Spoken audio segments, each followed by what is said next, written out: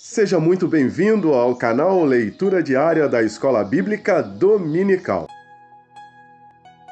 Meus irmãos, a paz do Senhor, aqui quem fala é o irmão Elias Nogueira, sou professor na Assembleia de Deus aqui em Campo Mourão, na congregação do Jardim IP, e para mim, mais uma vez, é um privilégio trazer um breve comentário da leitura diária de sábado. Essa semana nós chegamos a um tema maravilhoso, que é a promessa do Espírito. A leitura de sábado tem como base o texto de Atos capítulo 2, do versículo 1 até o versículo 4, cujo título é O Maravilhoso Derramamento do Espírito Santo. Está escrito assim o texto bíblico. E cumprindo-se o dia de Pentecostes, estavam todos reunidos no mesmo lugar. E de repente veio do céu um som como de um vento veemente e impetuoso e encheu toda a casa em que estavam assentados. E foram vistas por eles línguas repartidas, como que de fogo, as quais pousaram sobre cada um deles. E todos foram cheios do Espírito Santo, e começaram a falar em outras línguas, conforme o Espírito Santo lhes concedia que falassem. Nós temos aqui um texto bastante conhecido, que além de tratar do tema do derramamento do Espírito Santo, é um texto singular, porque aqui é o início da igreja cristã.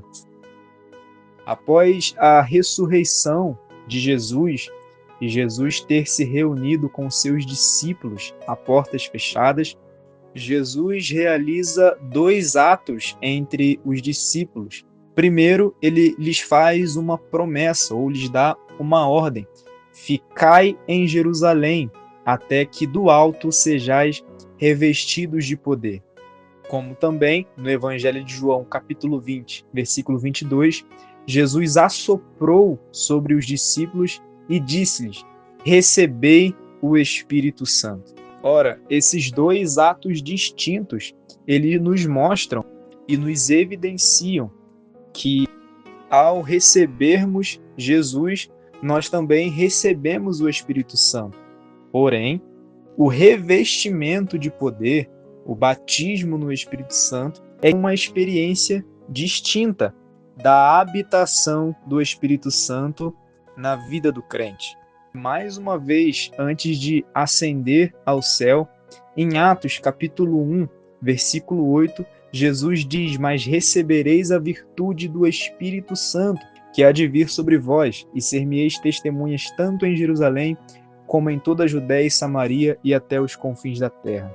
Jesus estava dizendo que o Consolador que ele havia prometido, o mesmo Espírito Santo que ele havia soprado sobre os discípulos, haveria de descer de uma forma diferente, haveria de descer trazendo virtude, trazendo revestimento e trazendo poder.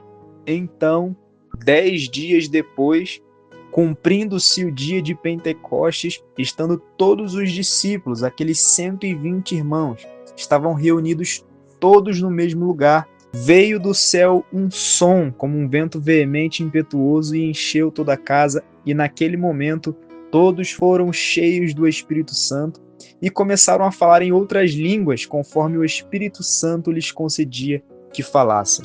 A promessa do Senhor Jesus se cumpriu sobre a vida daqueles discípulos, e eles foram cheios de poder, de virtude. E Pedro, que antes, na sua timidez, na sua covardia, havia negado Jesus, ele se coloca de pé e faz uma das pregações mais belas de todo o Novo Testamento. E se tem algo maravilhoso nessa história a qual falamos, é que essa promessa ainda está de pé. É uma promessa que se cumpre ainda em nossos dias. Em Atos capítulo 2, versículo 39, o apóstolo Pedro diz: porque a promessa diz respeito a vós, a vossos filhos e a todos que estão longe, e a tantos quantos Deus, nosso Senhor, chamar. O Senhor ainda procura vasos para derramar o seu Espírito Santo. O Senhor ainda está buscando pessoas a quem Ele possa revestir com o poder do seu Espírito, para que tenham ousadia de testemunhar nesse mundo em trevas. Quero desejar a você um excelente dia na paz do nosso Senhor Jesus Cristo.